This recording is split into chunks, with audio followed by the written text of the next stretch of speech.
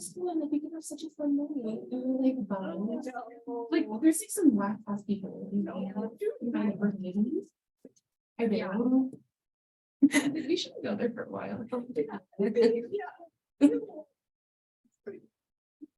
All right, good morning. What's it? Everyone have a good weekend? Everyone okay? Well, I had a thought. I just left. Oh, maybe it'll come back.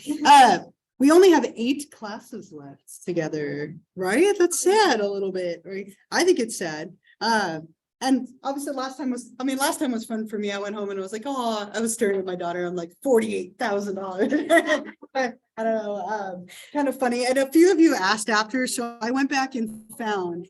I will share these with you and then they'll be maliciously destroyed. So this was me when I was little. I know that hair will never come back, right? And this is my brother. My brother looks like a little alien for this picture, right? But that one and then that one, right? So I look just like, I know. I had crazy curly hair and bangs, right? But yeah, now to be maliciously destroyed after this, right? But it was so funny, you know, just to think about that again, such a journey like we were talking about. Kind of ran out of time at the end, but again, $48,000 between all those different steps. And then my twins, such a deal after that, right? But we use so many of these different options, like we were talking about, from like the IUI or artificial insemination to fertility drugs to surgery to IVF. You know, so there are a lot of these different things that are out there. And as we were talking about at the end last time, now you can, they offer quite a bit more screening than they used to do. So you can choose the sex of a baby along with like eliminating other certain like vulnerabilities as well. You can do some genetic testing as part of it. But things like GIFT, ZIFT, or IVF, like they're all kind of varieties of the same thing, where you grow eggs, pull them out, fertilize them, and then put them back in, right? So there are an incredible number of things that can be done for heterosexual couples or gay or lesbian, bisexual, transgender couples who are trying to get pregnant and not able to do so on their own. They're just very, very expensive procedures, unfortunately. But things like IVF have pretty decent success rates, like 40%, which doesn't feel high enough given how expensive it is. But most people who are doing it have serious fertility struggles. So they kind of counter each other a little bit. So again, a lot of different things you can do. One other one, this one here, the intracytoplasmic sperm injection is another one where you can literally inject a sperm into an egg one at a time, right? So it's another like procedure that can be done that's also very expensive. But IVF is a fairly common one. A lot of people end up going there, especially if they have problems with their fallopian tubes or having pregnancy occur. So I don't know, any like lingering questions, thoughts, or comments from last time at all? Or yeah. So, like, too much, but what about the surrogate? Like, how do you know how expensive it is? Yeah, so surrogate processes? Yeah, so that's our last one. So on average, it's about $25,000 to $40,000. Some places it's even more. I'm going to show you a clip, and they charge $100,000 in the clip. Because you're paying somebody to carry the baby for you all the way through 9 months. So you pay for all of their pregnancy and expenses. Yeah. The twins. Okay.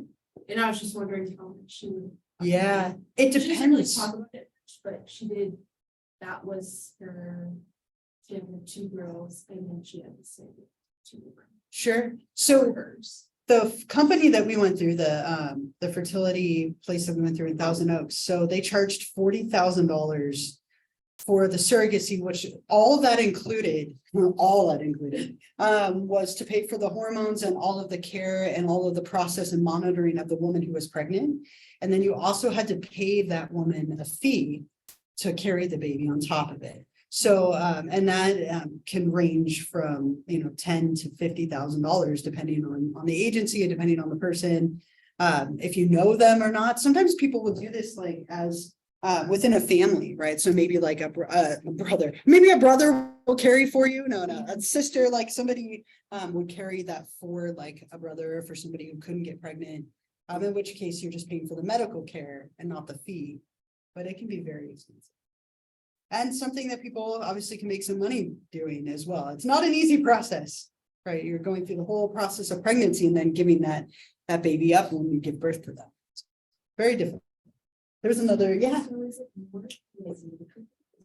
No, just somebody who maybe like their body, they just can't seem to get pregnant. And so we can go through the whole process, but then have somebody else carry the baby. Yeah.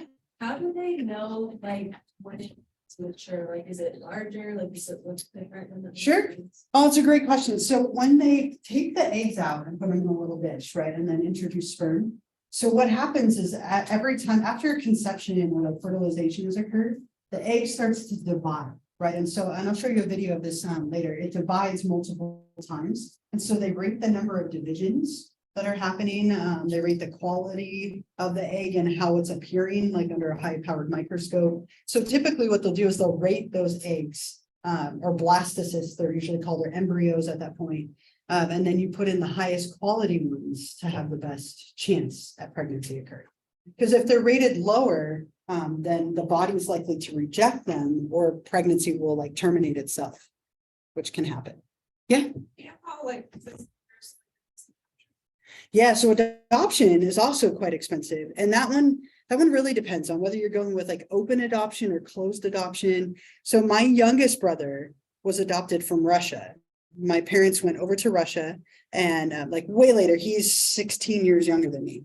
And so they went over to Russia, picked him out of an orphanage and brought him home. And that cost them about $20,000 to do, on top of like flights and things to get there. So that was an international one out of an orphanage in Russia. Now, if you go with an adoption here in the United States, it can be quite a bit more, and it can take years. So you get on wait lists. Despite the fact that there are so many children who need to be adopted, it feels so problematic, right? Like, yeah, right. Right, or the teenagers or like preteens. Yeah, it's a very lengthy process. And you can also do kind of a hybrid. There was something, my parents did this and it fell through for them. They found a young woman who was pregnant, didn't want her child. And so they paid for everything all the way through. She gave birth and decided she wanted to keep the baby. And my parents had no recourse, like, because that's ultimately was her right to do, because it was an open adoption agency. So they paid $40,000 in total, and she kept the baby. So that can happen as well. So the advantage with surrogacy is your child, right? So it's genetically like your child. And so that person doesn't have rights over the child the way that would happen like in an adoption situation. Yeah. So that can be easily like $20,000 to $30,000 to $40,000 years, wait lists, applications. It can take some time as well. Sadly, because there's so many kids who need a good home, and it sadly takes a long time. Are there any other questions or thoughts? Yeah. For the side, how does that work? So it's a very, very high-powered microscope with a very, very like thin needle. And what they do is they will isolate out one sperm, and they inject that sperm into the egg. So instead of egg and sperm meeting like naturally, they're literally injecting it into the egg and forcing fertilization to occur. So if for some reason it's not happening naturally, you can force that process. And then you will just monitor it from there. So it's a way more involved procedure. Usually just putting them together in like the little petri dish environment is enough for it to happen on its own. But if sperm quality is low, or sperm count is low, you might need to consider something like this to facilitate the process. And I don't know the cost of that one. It's probably in the same ballpark as like ZIFT and GIFT and IVF. It can be done as part of that process as well, like on top of it. Anything else for now? So surrogacy, then like we've been kind of talking about it. So that's somebody who then carries a child for another couple or another individual. Sometimes people just can't get pregnant. Something about their uterus is just not happening. And so what you can do here is you can go through the whole process of IVF, selecting a donor, or even using like, if you have a couple, you can use each other's eggs and sperm, and then you would put that into another person and have them carry that baby to term. I have a clip of this. If you've seen Baby Mama, there's a whole like thing in there about that. So I'll play that for you. And in this clip, they charge $100,000, right? But I think a great, little clip related to surrogacy. Again, it is a lengthy process. Like she said, it takes longer to have somebody carry someone and have them born than to kill them, right? So it's expensive, right? But this is another option along with adoption, for people who are struggling to maybe have a baby like without help, right? So lots and lots of ways to go through this process, however you get there, right? Whether through like intercourse or through assisted fertility methods or whatever it might be.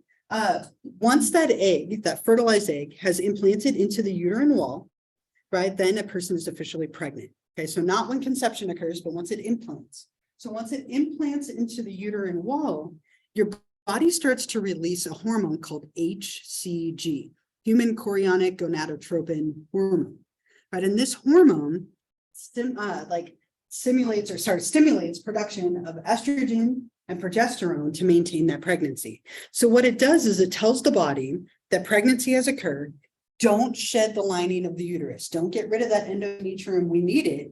And so progesterone and estrogen are released in order to keep that lining there and allow pregnancy to continue.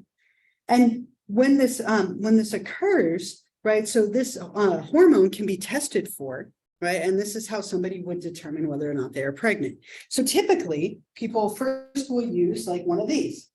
Right? I found this was at the dollar store the other day. They have them at the dollar store, but I don't know how accurate this would be.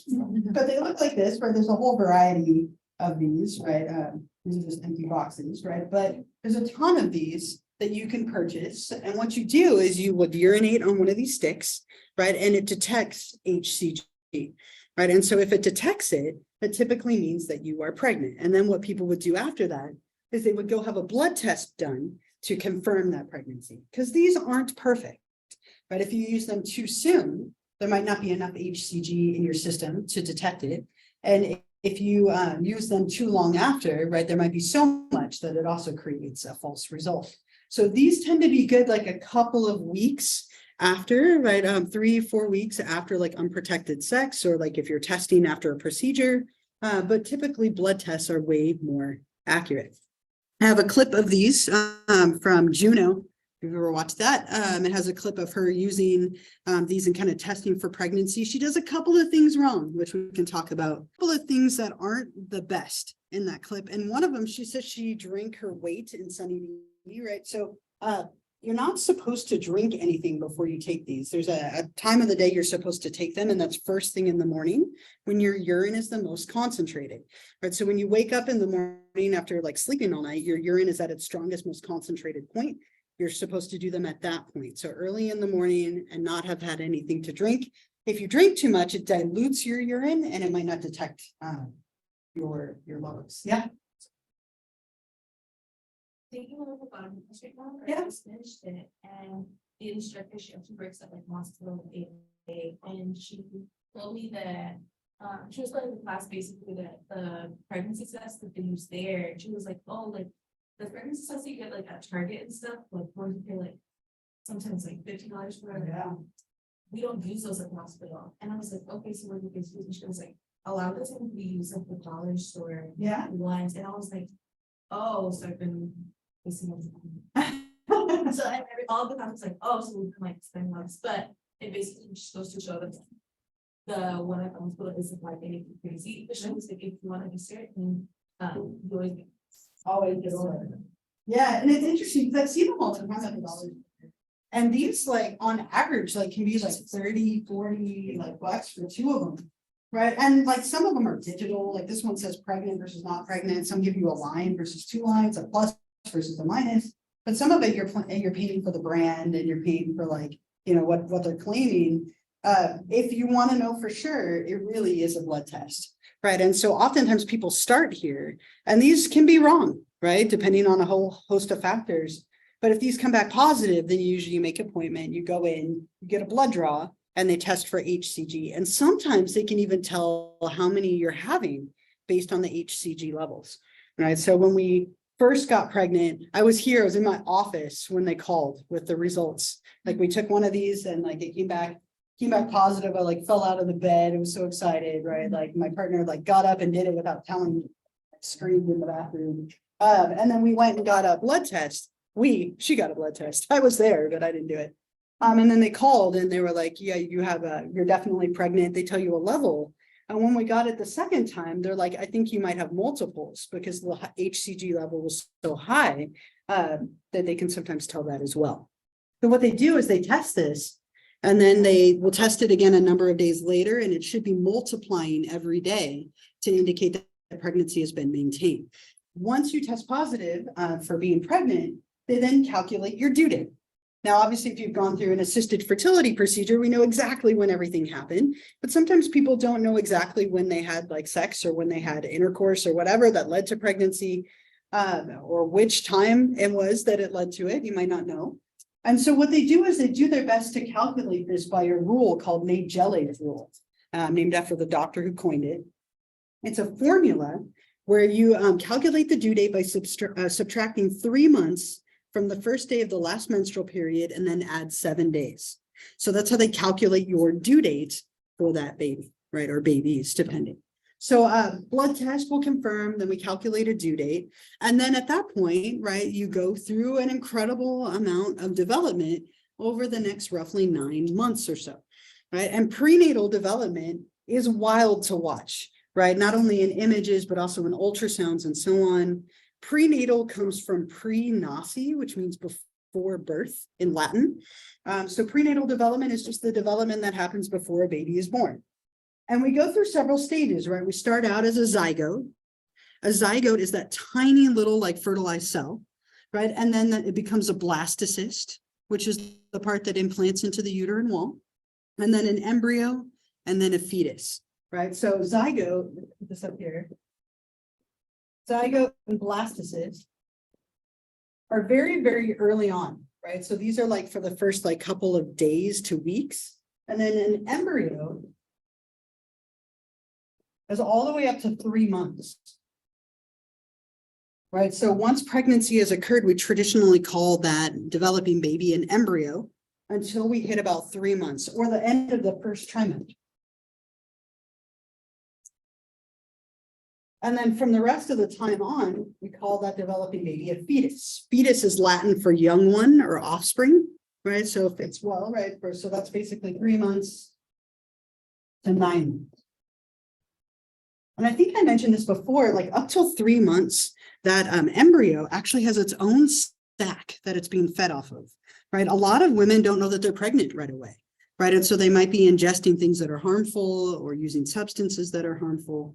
The body's actually designed in a very intelligent way where up to 3 months, you have a separate sac that's feeding that baby. And then after that, it's fed from everything that goes into the mother, which we'll talk to you about later.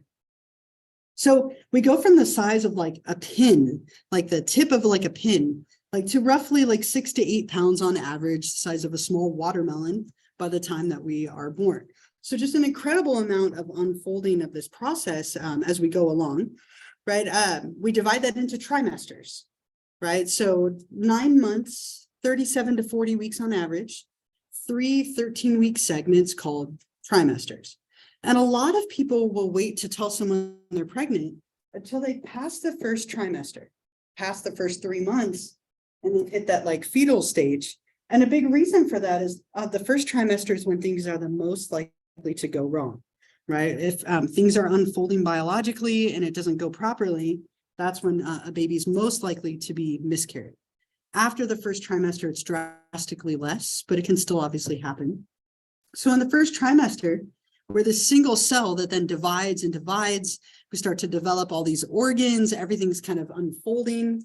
You can hear the heartbeat as early as like 5 to 6 weeks on an ultrasound. And so I remember hearing that for the first time and then hearing 2 for the first time. I was like, oh my gosh, this is overwhelming already. They're not even born yet. But you can hear that at like 5 to 6 weeks. They start moving. You can see their movement as well. In the second trimester, we can start to do things like distinguish the sex of the baby around like 14 to 16 weeks. You can start feeling that baby move on second and like third or subsequent pregnancies. You can feel this earlier and earlier because you know what to feel for. Kind of feels like a fluttery movement at first. Later on, they're like full on kicking. It's hard to miss, but like the small movements in the beginning, you can identify faster. So somewhere around like 14 to 16 weeks, again, you can determine sex by ultrasound. And then in the third trimester, we just kind of finishing everything off, right? That baby starts to have everything like finished, right? They're getting able to live on their own, be able to breathe on their own, and obviously getting bigger and bigger along the way. And I have a little video that shows the first trimester. It's an animation, but I think it's really helpful. There's a little bit of nudity in it, right? As they show the woman's body changing, but way scarier than the nudity. There's like some salsa dancing in the beginning that you have to watch. I had to watch it, so I left it in there for you because it's painful. So I'll play this for you. It's just an animation of the beginning stages of the first trimester. So you can see how that unfolds. And we go from looking like very much like a little alien, right, to looking like a person as we get farther and farther along. All right, where did it go? I think, hold on, it's my other.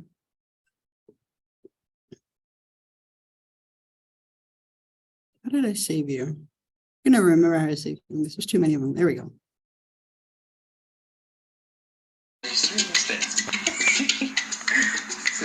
Oh wait, you didn't get to experience it fully. Hold on. Let's make sure you get the full experience. There we go. I started it. Inside Melinda's belly, a remarkable transformation has taken place, starting with the moment egg and sperm met.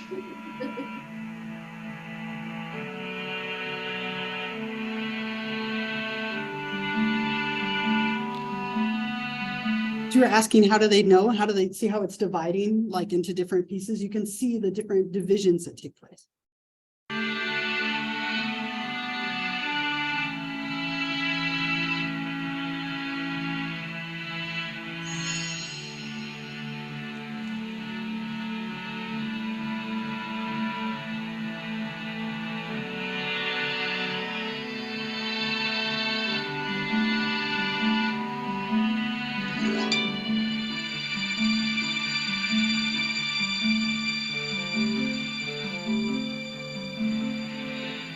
Like an alien, right?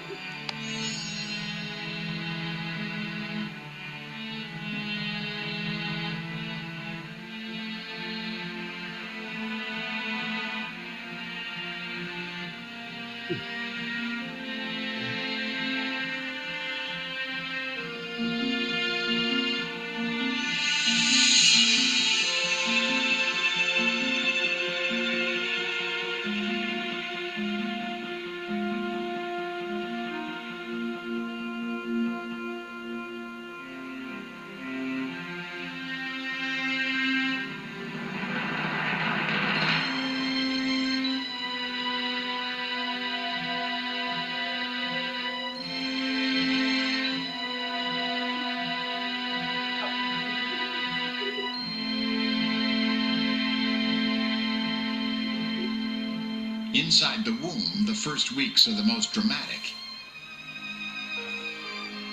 Later in pregnancy, when the mother's body seems to be changing the most, life in the womb can appear, well, a bit uneventful. All the organ systems are in place, so during the last trimester, the fetus's main job is to grow. But a few crucial events are unfolding beneath the skin.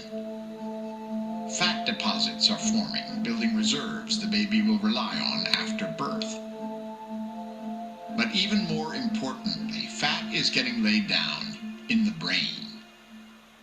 Okay, so just showing that early part, you got to see the salsa dancing, right? So we're complete now. But what I love about that is it shows that whole unfolding and process, which is just a lot. There's so many things happening over that course of roughly 9 months. And you track the whole thing through like ultrasounds and so on. And there's a lot of like great books and apps that will like tell you what's happening for every week, which is kind of fun. And then there's lots of things like this where they tell you the size of your baby based on food, which I love, right? I think that's so great. Right, they do a lot of this. And so all the way through our first pregnancy, because we didn't have kids yet, so we had all the time in the world, that's still at the moment. we take a picture every week with the food item, right? Until they got bigger and bigger and bigger. And we tried to do it the second time, my poor partner holding these 2 huge watermelons to represent the 2 kids in there. But you can see going from like a poppy seed at 4 weeks, right, to roughly a watermelon by the time you're born, right? So not only is there just a huge unfolding of all that biological stuff, but a big size difference as well. When we found out we were pregnant, we put a raspberry on a plate and served it to our parents. Like, and my dad ate it. I'm like, Dad, no, like you just ate the baby, you know? Like, twins, we put 2 raspberries and you didn't eat it that time. He was onto it the second time. But we were like, you didn't figure it out. Like they knew we were going through the process. Mother-in-law figured it out way before he did. But again, you can see the size differences and a lot of wonderful apps that will tell you every week, what are the things happening? What should you expect? What should you be monitoring? We have a lot of wonderful things that will help you along the way. Yeah. Oh, at like 14, 16 weeks. So my firstborn, Kaya, she was super modest the whole way through. Every time they did an ultrasound, she'd like cross her legs and turn away. So we weren't sure about her sex, like all the way up to the moment she was born. Like I told you, like he paused for way too long when they pulled her out.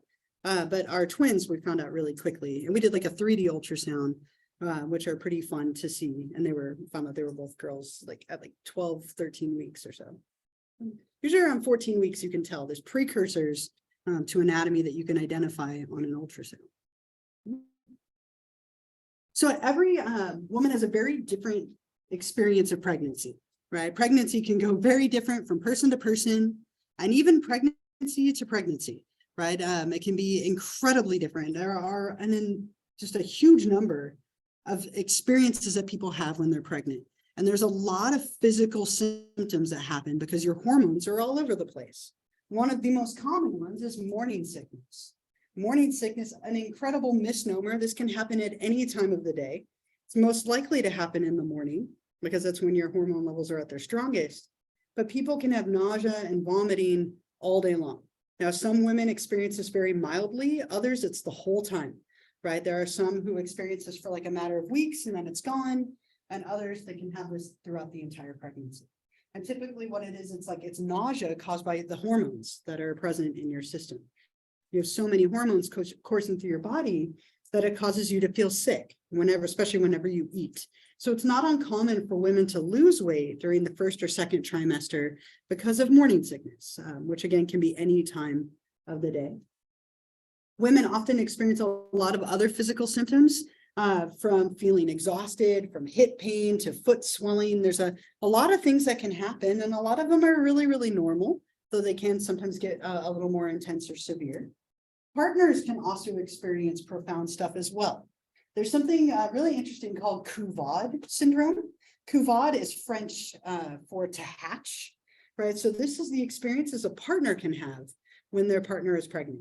Male, female, otherwise anyone that can experience this.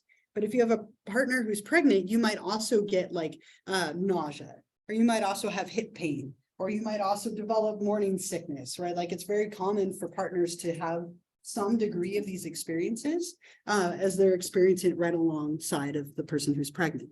So that can happen sometimes as well. One thing people often ask about and talk a lot about is sex during pregnancy. Is it okay? Is it not okay? Does it put the baby at risk? Most of the time, sex during pregnancy is completely fine, unless there are complications, right? If there's something wrong with like the placenta or like something that you have to monitor and look out for, a physician might tell you to refrain from any kind of sexual activity. But most of the time you can continue having sex all the way through. It doesn't impact the baby. The baby has no awareness of it in any way. So that might be something that is totally fine, unless there are implications that the pregnant woman has to watch out for. It's also one way that people sometimes will induce labor, right? So when you experience orgasm, your uterus contracts, right? And so sometimes that can be a labor triggering like mechanism. Little hack that a lot of people will use, like, oh, you want to have that baby? Let's get going here. Walking will do the same thing as your counter back, right? So you could say like we can go on a walk and that'll do the same thing. But this is a very common like labor induction method that sometimes people will explore. Mixed results. But I have a little clip that shows some of these physical symptoms. If you've seen the movie What to Expect When Expecting, somebody wrote their paper on it in here. But it shows a very like good example of the physical symptoms some people can experience during pregnancy. And then I will probably play another little part of it for you another day. That's probably more accurate than the whole idea of like, I just wanted the glow, or like she's talking about. There are a lot of physical symptoms that come with pregnancy. It's a big toll on your body. All your nutrients are going to that baby or babies, right? It can play a big role as the babies get bigger. It puts a lot of pressure on your hips. My partner's hips would dislocate every night with the twins at the end. I would have to help her pop her hips back into place every single night, right? And then I'd have to massage her feet because they were so swollen as she got close to giving birth. Like she lost 2 toenails randomly. Like, so sometimes when the kids are bad, she'll be like, I lost toenails for you, right? Don't hold things over their head too often, but sometimes. She had hair fall out, right? It's very common that this takes a toll on your body, but that's not what's portrayed in the media. People have incontinence, right? As there's more and more pressure put on your bladder, people will sometimes have accidents because they can't hold that anymore. So there are a lot of things that they don't necessarily talk about, not only during pregnancy, but childbirth as well, because it takes a toll on your body, not to mention all the hormones causing you to feel sick, right? Yeah. Also, apparently, when you're pregnant, you could possibly lose your teeth. Yeah, you could. That's a thing. too, Yeah. In the last year or so. And Yep. People's teeth can fall out. Yeah. Yeah. Mhm. But it's also. Look at you're all like not doing it. Still a lot of you like, yeah. They found recently that specifically when you had sons, like the white cells and stuff, they stay within their brain. So like they can still detect parts of their children years and years and years after they've had them. Interesting, right? Yeah. Yeah, there's a lot of like losing your teeth is not common. If you're like, this sounds awful, I'm not doing it. That's not common, but the calcium that can cause you to have like lose your fingernails, your bones to be more brittle, like there are strange side effects. There's some hands over here. Yeah. Yeah. All day, every day. Heartburn is a big one. It's very connected to like the morning sickness, right? So some women don't experience any of these things, and others it's profoundly like incredible. Yeah. I feel like celebrities don't do a good job of like portraying that. No. Like how she was like about to like blow up. Like Mhm. celebrities like having a child and then like immediately like their body's like back. Yeah. And like they're on the gym or going on tour or like Mhm. filming or something. I'm like, Yeah. okay. Like That doesn't help, does it? Right. And some Yeah. people bounce back really quickly. Like, especially if you have people who are taking care of your children, you have access to trainers and all these things, right? For others, it takes some time for your body to kind of get back to where it was, if it does go back to where it was before. Like, yeah. Don't like a lot of celebrities too, like they like intentionally have their like baby like early, so then like it doesn't affect their bodies. It could, yeah, like sometimes because you can usually after like 37 weeks, you can choose to have pregnancy or like childbirth induced through like hormones or medication. And so that's not an uncommon practice. So I heard you're not supposed to fly like a certain one. Mhm. Why is that? The pressure, right? So the altitude creates a lot of pressure, which can be very hard on an unborn So like baby. We were supposed to go somewhere and so because it took us so much to get pregnant and so much money, we were hyper careful, like, I mean, ridiculously careful. But we didn't go anywhere after 20 weeks. So usually it's like at the very end. And if you have to, you can fly. It's just if you can avoid it, they encourage you to, because the pressure can be hard. It's just like you also don't want to be in a smoky environment because anything you're breathing in is going directly to that baby. So there's a lot of precautions to take as you get farther along. And that's one of them. Yeah. Yeah. So, my son just wanted baby brother in January. Okay. And she was perfect during the most important, no like previous since her birth. And she had to get induced, because the due date was like now.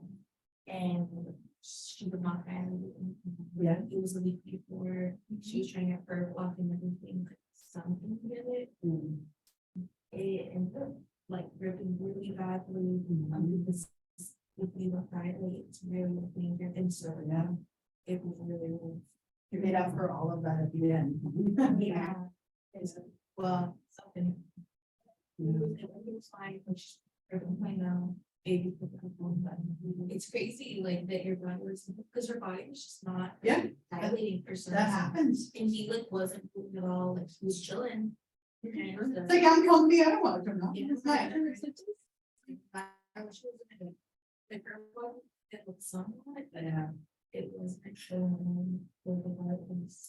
And sometimes people just don't, their body just doesn't initiate that process, and you have to do what's called immune induced, right, where they give you a medication where they manually break your bag of waters, in order to start the process.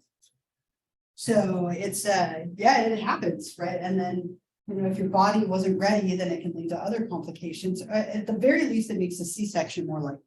And if that doesn't happen, then you can end up with problems like the episiotomy or tearing, like you mentioned. There's a lot of complications that can come up, but then, like they say you forget everything, right? There is some truth to that, right? A lot of women who have been interviewed after giving birth they don't remember the pain of it, or they don't care anymore, right? Like the second they're holding that baby or babies, like it doesn't matter, right? And so that's very, very common.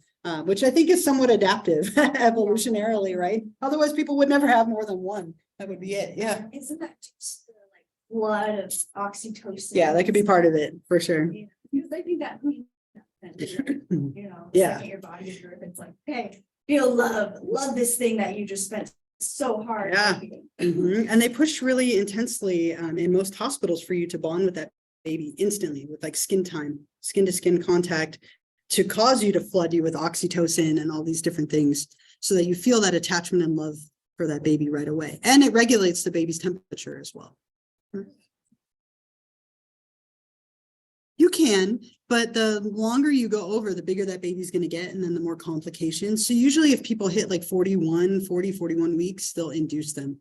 And there's a lot of, like, as I said, tricks people will try, but sometimes it just needs to be medically done. Or if a woman is having complications, they might do it earlier as well. Yeah.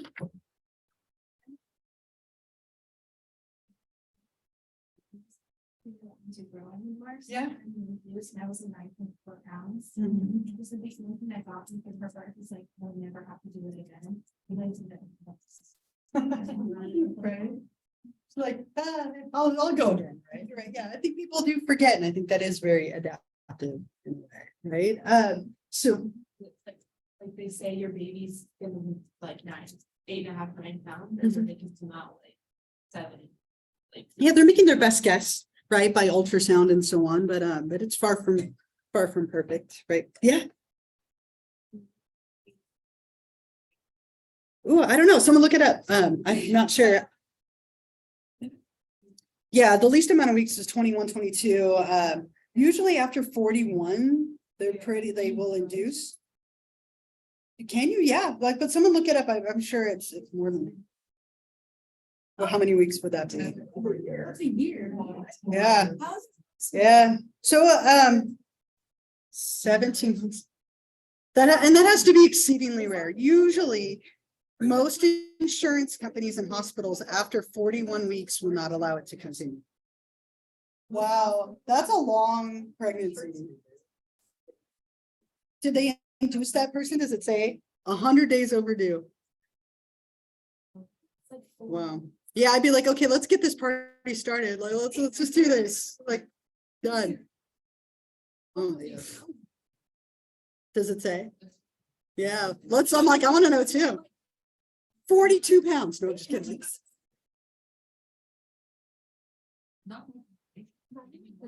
you say 1940? 1945 when that one day that we're doing 3.14 kilograms. You don't do that here.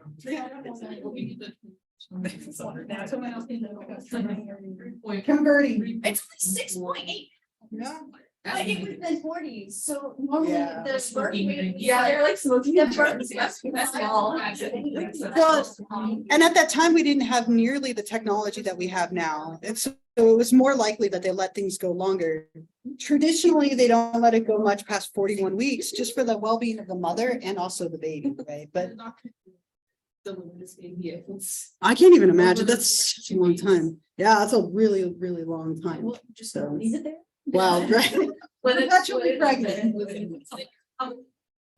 Like towards the very end, we just started the baby move too. Wow. So that's really atypical. That really, that whole thing, very, very atypical. Yeah, something got stuck partway through. So a few other things about like prenatal care and concerns. Obviously, this is a period of time where you should be monitored a lot, right? And so typically people are going to the doctor frequently, starting from the moment they detect that they're pregnant. They're doing ultrasounds, they're doing blood tests, everything is being monitored, right? There are a lot of like things that you need to monitor during pregnancy, right? And so the placenta is the organ that's attached to the uterine wall that's connected to the fetus by the umbilical cord, right? And so the placenta means that everything that woman ingests goes directly to the baby after 3 months, right? But for the first 3 months, not so much. But after that, like if a woman ingests any kind of drug or harmful substance, it goes directly to that baby. What are some of the things you're not supposed to like ingest or consume when you're pregnant? Yeah. Alcohol, big one, right? Alcohol is a really, really problematic one. It causes a lot of birth defects. Fish, certain types of fish, the body can't break down the mercury in the fish, and it can cause problems as well. So like sushi and different types of fish are dangerous. Yeah. Nitrates. Yeah, different nitrates, right? Things like even like some deli meats and so on, or like unpasteurized cheeses aren't allowed. Yeah. Yeah. So caffeine's an interesting gray area, but you don't want to consume too much of it, right? Because it can make for the baby to be very hyperactive. It can affect brain development. A little bit is okay, but not more than that. Yeah. Yeah. But even then, a lot of people will refrain, right? There's one other huge one that you shouldn't do. Anyone guesses? Yeah. Yeah, right. Any kind of right. It's just good in general. Don't drugs, right? Cigarettes specifically, right? So nicotine and smoking will absolutely destroy the brain development and lung development of a baby, right? So really dangerous. And any medication that a woman is taking goes straight to the baby. So if you're taking antidepressants or an anti-anxiety medication or just anything that goes through the placenta and umbilical cord to the child. So you have to be very careful in what you consume or don't consume. And there's just a ton of rules about it for that reason. So obviously, if you're consuming those teratogens, those harmful chemicals, it can cause, fetal alcohol syndrome. It can cause stillbirth. It can cause all sorts of things, miscarriages, or just birth defects as well, right? If someone is using drugs, they can give birth to a baby that is on drugs, right? That happens. So it's very important to be careful. Yeah. Do you know what the specifics are about, like antidepressants and pregnancy? Because I know, like, Yeah.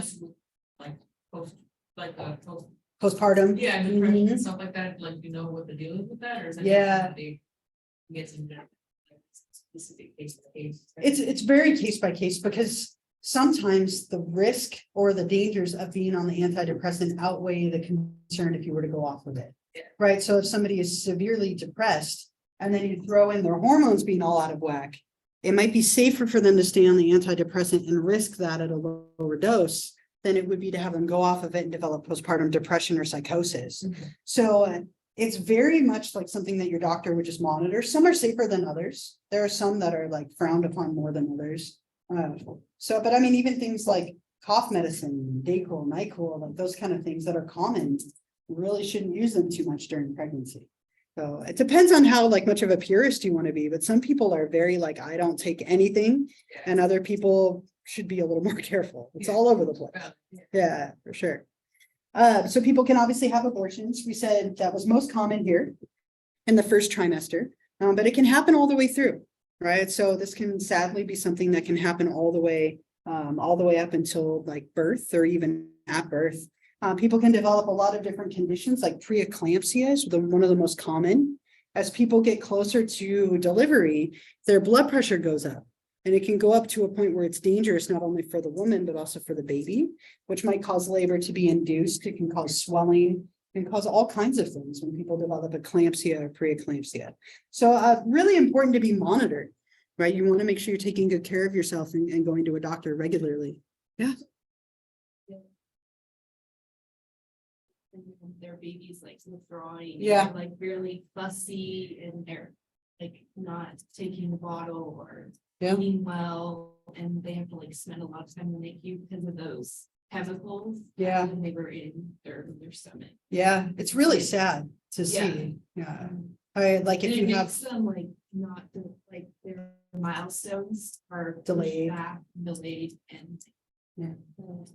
yeah, like Yeah. they'll crawl later, they'll sit up, Yep. their heads, like simple milestones like that can be like pushed back. yeah, language Yeah. really delayed. I had somebody that I knew, not a friend, but just like an acquaintance, who smoked pot and cigarettes and drank all the way through pregnancy. Like it just, I couldn't even watch it. It just made me so upset, like for this unborn child. And like her child like was so delayed. He didn't speak his first word till he was 3. Usually it's like by close to a year, people are uttering like words and syllables. He didn't walk for a long time, really slow, really delayed. And I'm like, that is all on you, you know, like, so And when that. Take this child. typically they don't, I mean, in theory, they could, right? Yeah, Maybe they could, It's but hard. If they be like that, the Yeah. mother and father are users. yeah, And they're they could. have the skills to take care of their child.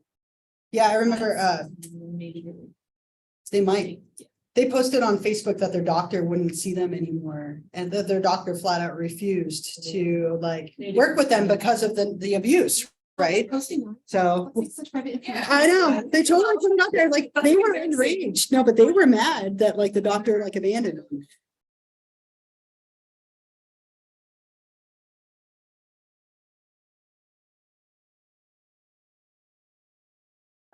But it's that kind of stuff, if you're not taking good care of yourself, it's unfortunate, there are people.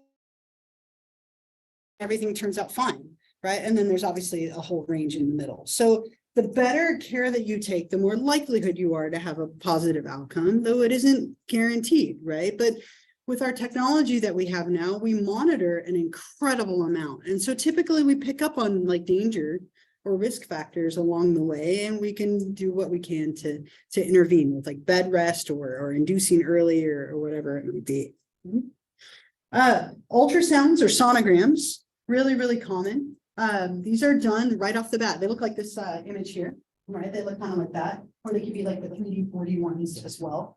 But they monitor this all the way through, like looking at what is the fluid around the baby. This is how we determine sex as well. I have an image, I have like a little video that shows you kind of what these look like. I'll play it for you. I think it's kind of interesting. There's no sound, like every couple of weeks, just to monitor progression, check the amount of fluid that's in there as well, to make sure that the baby still has fluid surrounding them, right? So those are done frequently. You want to have these ultrasounds constantly.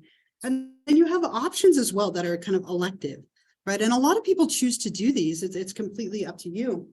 You can do genetic screening options, right? And it's something interesting to think about. These are far from perfect. You get a lot of like unreliable results with these, but people will do these in order to find out the sex of a baby for sure, right? That's one thing you definitely can get from these. But they will tell you your likelihood of like fetal defects and chromosomal conditions that might like arise from your baby. Like they'll give you a percentage of how likely you are to have your baby have like a defect or a chromosomal abnormality.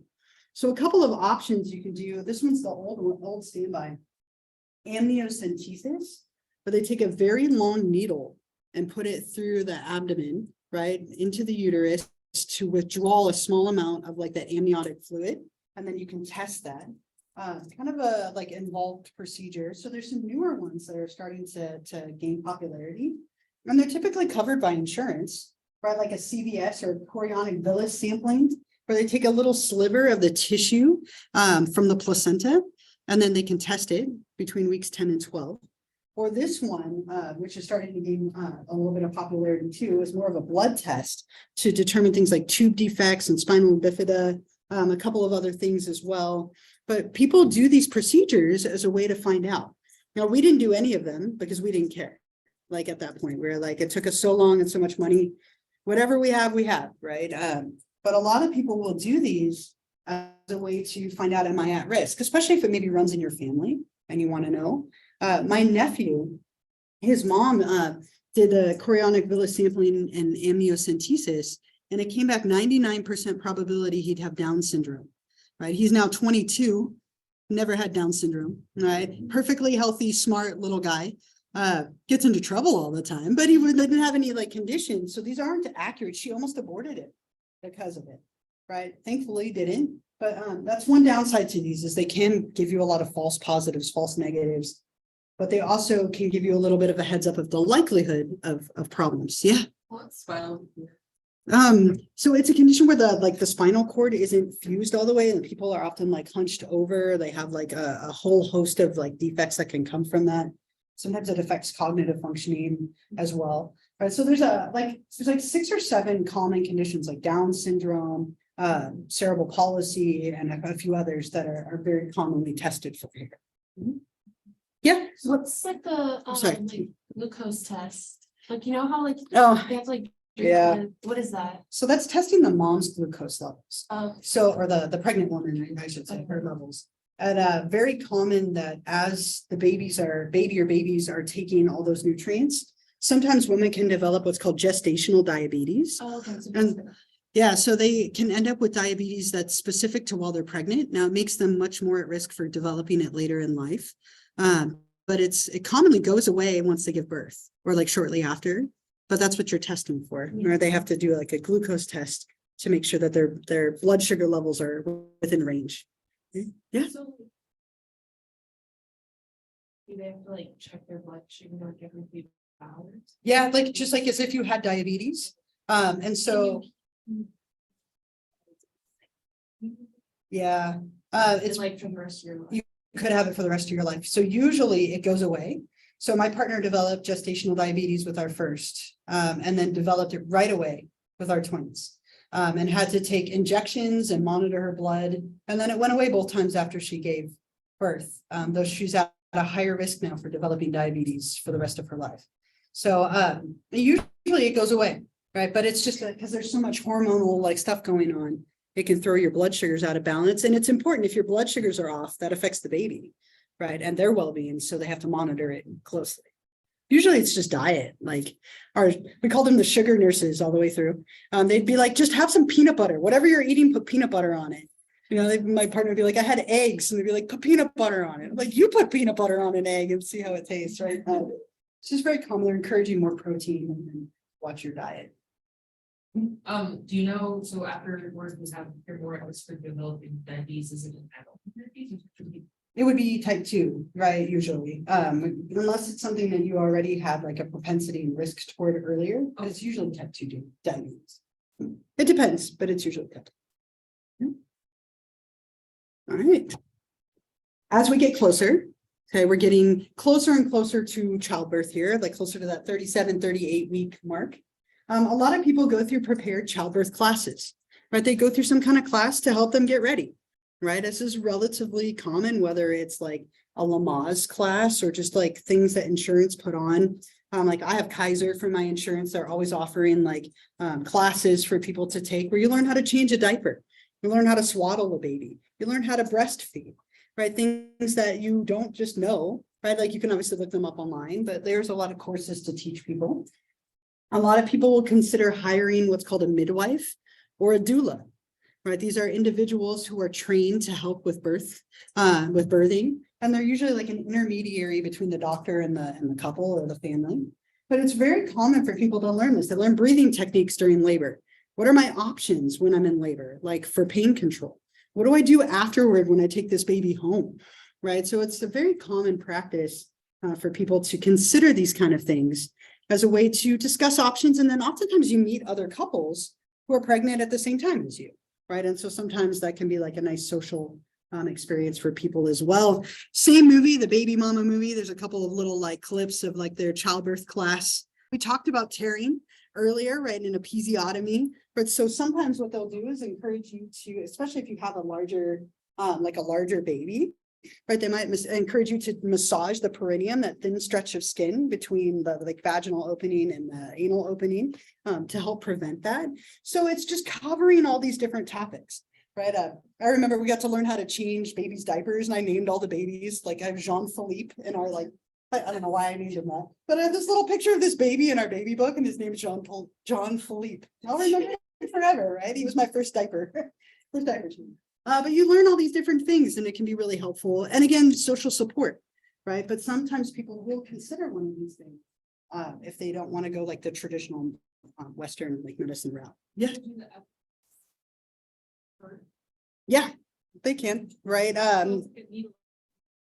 Yep, they inject you right near your spinal cord, not directly, but close to. There's also something called a spinal, which is another level up. But an epidural, they inject you and it basically blocks pain from that point down, right? So if you have it done in your spine, you wouldn't feel anything from here down. The second you get an epidural, your odds of getting a C-section shoot up through the roof because you're no longer able to walk around.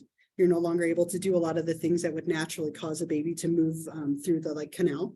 So it drastically increases your likelihood of a C-section the second you get an epidural or spinal, either one. Yeah. Does it make Yes.